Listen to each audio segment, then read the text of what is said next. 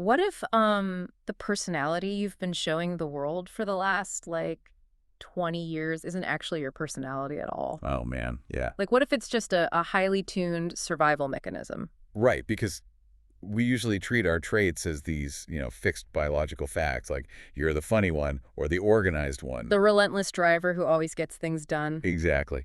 And it is incredibly jarring to consider that these defining characteristics might just be intricate suits of armor, stuff we built when we were, frankly, too young to know any better. Welcome to the deep dive. Today we're taking a really hard look at a daily routine so aggressively still that it practically forces you to figure out who you actually are under all that armor. Yeah, it leaves you nowhere to hide. Right. We are pulling from this fascinating recent Black Talks conversation featuring Ram and Vanik, who is a faith and femininity coach. And they tackle this concept they call unshakable alignment, the journey to inner peace. Which is such a powerful phrase. Unshakable alignment. It really is. So our mission for this deep dive is to extract the actual practical mechanics of finding that peace.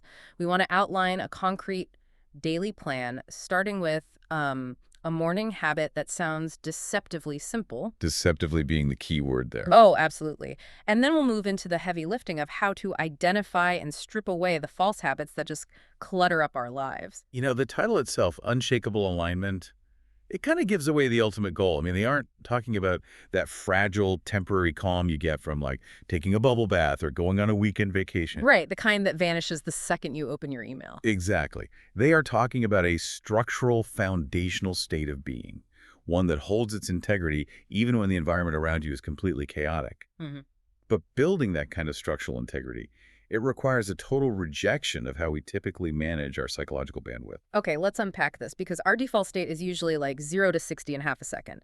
You wake up, the alarm blares, and you are instantly launched into the atmosphere of your obligations. You're just reacting. Yeah, action equals productivity.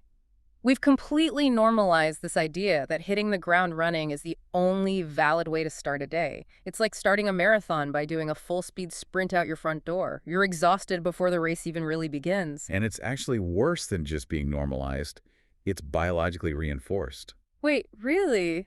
How so? Well, when we wake up, there is this natural spike in cortisol, the stress hormone, to basically get us conscious and moving. Okay, that makes sense. But instead of letting that naturally taper off, what do? We immediately grab our phones, we start running through our to-do lists, we literally hijack our own nervous systems. We're choosing the stress. We are. We trade that baseline morning calm for an immediate hit of manageable anxiety. Wow. Yeah. Which brings us to the very first and honestly probably the most difficult step that Ram advocates for in this daily plan. To achieve unshakable inner peace, you have to completely break that morning launch sequence. You have to slam the brakes. Exactly. He suggests an ideal goal of 30 minutes of quiet time every single morning. But, he's realistic. He knows we're essentially addicts to the noise. Oh, 100%. So he advises starting with just 5 minutes. And the parameters for those 5 minutes are absolute. Right. There's no wiggle room here. You don't turn on the lights. You don't reach for a device. You literally just put your feet on the floor, sit on the edge of the bed, take deep breaths, and say, thank you. Just intentionally depriving your brain of any external stimulation. Yes. And Ram warns that your mind is going to put up a massive fight against this. Oh, I can feel the resistance just thinking about it. Your brain instantly demands the to-do list. And we usually frame this as a modern attention span issue, right? Our brains are just broken by TikTok and screens and we can't focus anymore. That's the common narrative, yeah. Yeah. But listening to Ram and Vanik, it sounds like there's a much more insidious mechanism at play here. Is this intense resistance to just sitting in the dark really an attention span issue? Or is it something deeper about avoiding ourselves? What's fascinating here is that the avoidance is actually a highly protective instinct. Protective? How does rushing around protect us? Well, yes, technology fractures our attention, sure. But the core issue is psychological safety. The mind actually prefers the chaotic safety of an overflowing inbox over the quiet threat of introspection. Oh, wow. The quiet threat. Yeah, because think about it. If you are constantly processing external data, emails, errands, the news, you don't have the mental bandwidth available to process internal data. The noise of productivity acts as an acoustic dampener. It drowns it all out. Exactly. It completely blocks out the heavy, uncomfortable truths about your life or your relationships or, just your baseline happiness. So by rushing around in a panic every morning, we are essentially running away from our own internal monologue. Busyness isn't just this annoying byproduct of modern life. It's an anesthetic we self-administer to numb the quiet. That is a perfect way to put it, because when you sit in the dark with your feet on the floor doing nothing but breathing, the anesthetic wears off. And the pain comes back. Right. Right. Whatever you have been successfully ignoring through sheer momentum is suddenly going to speak up. So that friction you feel in those 5 minutes, that intense crawling out of your skin itch to just get up and do something, it isn't boredom. It's panic. That is your nervous system panicking because the protective shield of busyness has just been lowered. Which leads directly into the psychological deep end here. If the noise is protecting us from uncomfortable truths, what exactly happens when we push past that panic and actually sit in the silence? This is where it gets real. Yeah, this is where Vinek brings in a profoundly heavy observation from her daily work coaching women. She says when people commit to this intentional, concentrated inner work, they hit an identity crisis. A massive one. They realize the person they present to the world is largely a fabrication. Right. She points out that people's personalities, the way they operate, the way they speak, their automatic reactions, are frequently constructs built entirely out of trauma and neglect. It is a devastating realization for a lot of people. I mean, you spend decades thinking you are just this naturally hyper-independent person who doesn't need anyone's help. Right. I'm just strong. Exactly. Cool. Only to sit in the silence and realize that hyper-independence is just a defense mechanism you built. Because at a formative age, the people you relied on let you down. Okay, here's where it gets really interesting, though. Let me push back on this a little. Because, I'm a naturally fast talker, and I like my calendar to be meticulously organized. Are we saying every single quirky trait or preference is a trauma response? No, I don't. Because that feels like a massive leap. How are you, just by sitting in the dark for 5 minutes, supposed to distinguish between a genuine, hardwired personality quirk and a behavior that was built out of childhood neglect? If we connect this to the bigger picture, it really comes down to the function the behavior serves. And this is key, how your body feels when you're prevented from doing it. Okay, explain that. The Silence Rem and Vanique are advocating for acts as an acoustic mirror. In our day-to-day lives, that perpetual go, go, go lifestyle forces us into a low-grade survival mode. And in survival mode, you don't present your authentic soul. You wear whatever armor is necessary to avoid getting hurt. So to use my hyper-organized example, if I'm organizing my calendar because I genuinely enjoy the process and it gives me a sense of peace, that's my personality. Right. It feels light. But if the thought of a blank space on the calendar sends me into a spiral of anxiety because unpredictability felt physically dangerous to me when I was 8 years old, then the organization is the armor. Exactly. And you can't tell the difference between the armor and your actual skin while you are actively defending yourself in the middle of a chaotic Tuesday. You're too busy surviving. Yes. It is only in that dedicated quiet time, the dark room, feet on the floor, no immediate threats, that your primitive survival mechanisms recognize they are finally safe. The defensive systems power down. And then what? Well, in that stillness, you begin to observe your own thoughts without the immediate pressure to react to them. The silence allows you to ask the crucial question, do I actually like being this way? Or have I just been doing this to stay safe? Wow. That brings up a terrifying visual. It's like wearing a heavy, wet winter coat indoors for so many years that you completely forget you even have it on. Oh, that's a great analogy. You just assumed that heaviness, that restricted movement, was your natural body weight, and the morning silence is what finally makes you notice the coat. But noticing the code is only the first part of the equation, right? Right. Vanique framework moves from observation into active detoxification. Because recognizing that you were wearing trauma-built armor doesn't magically make the armor fall off. No, you have to actively take it off. You have to actively dismantle it. Which brings us to the next part of this daily plan, the detox phase. This is where she talks about specifically identifying and removing what she calls false pleasures and counterfeit loves. Such evocative terms. Truly, these are the habits, the coping mechanisms, and sometimes even the relationships in our lives that simply aren't authentic to who we actually are beneath the mask. But she doesn't just define them as, like, bad habits. She frames them as things that actively damage us while pretending to save us. Right. They are essentially chemical patches for the trauma mask. A counterfeit love mimics the feeling of safety or validation that your authentic self is starved for. But because it is counterfeit, it never actually nourishes the root. So what does this all mean? It makes me think of drinking salt water when you're stranded in the ocean. It mimics what you need, water, but ultimately leaves you more dehydrated and desperate. Or like an autoimmune response, where the body's defense mechanism gets confused and starts attacking the healthy tissue it was originally meant to protect. Oh, that's a really good way to look at it. So a counterfeit love is like your brain seeking out a toxic dynamic because the chaos of that dynamic feels familiar.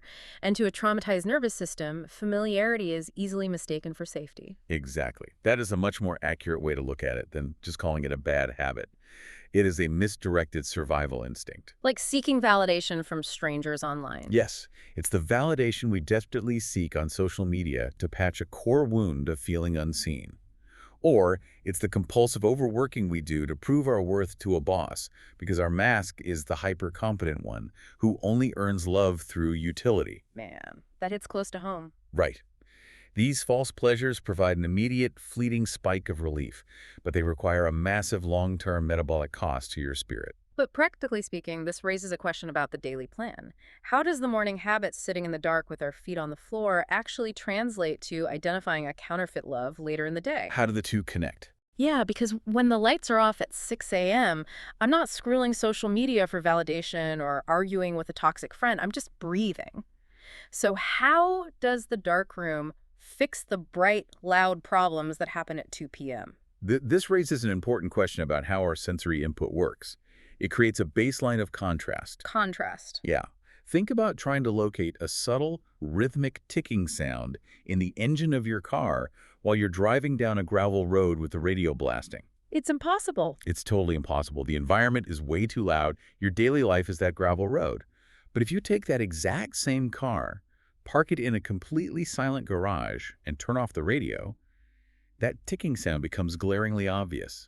It dominates your attention. So the 5 minutes of silence in the morning isn't meant to solve the problem right in that moment. It is meant to calibrate your internal sensors. Precisely. When you strip away the chaotic environment of your busy life every single morning and establish a baseline of complete stillness, you're learning what your nervous system feels like when it is actually at rest. You're finding your baseline. You begin to memorize the frequency of your authentic self. And then you carry that memorized frequency with you into the afternoon. You do. So when you carry the peace you cultivated in the morning into your workday, and suddenly you engage in a false pleasure, say, you agree to take on a massive project you definitely don't have time for just to please someone else. The people-pleasing kicks in. Right. The internal friction you feel is immediate and unmistakable. Because you now know what your baseline of peace feels like, the counterfeit habit feels jagged. It feels out of tune. Because you aren't numb to it anymore. Exactly.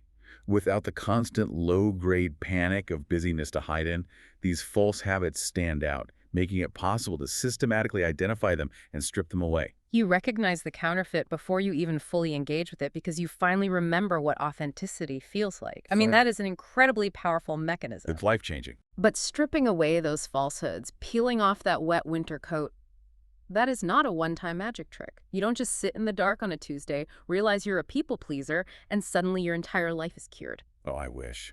But no. Right, because letting go of a survival mechanism usually involves a significant amount of grief. That mask kept you safe when you really needed it. It requires a committed, continuous effort, which is exactly why Ram and Vinik frame this as a journey toward unshakable alignment.